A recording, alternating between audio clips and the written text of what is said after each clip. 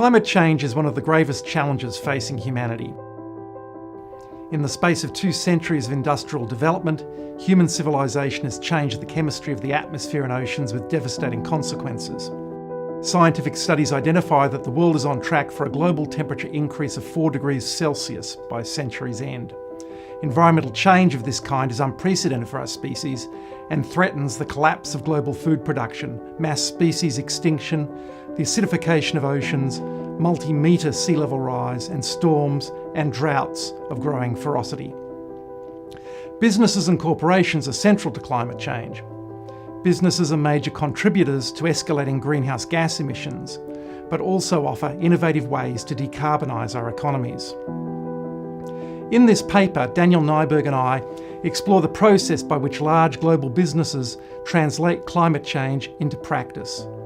Our paper sets out a detailed cross-case analysis of 5 major corporations operating in Australia over 10 years, from 2005 to 2015. During this period, climate change became a central issue in political and economic debate, leading to a range of regulatory, market, and physical risks and opportunities. Despite different industry contexts, we found a common pattern of response over time in which the revolutionary import of climate change was converted into the more mundane concerns of business as usual. The driver of this process was a pattern of ongoing critique from external and internal stakeholders that revealed the underlying tension between market and environmental concerns.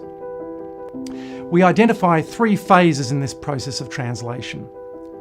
In the first framing phase, senior executives presented climate change as an urgent and strategic business issue and set out how their businesses could provide solutions.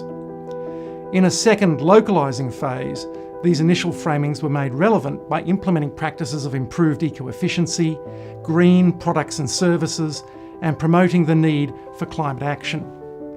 However, over time, these initiatives attracted criticism from other managers, shareholders, the media, and politicians.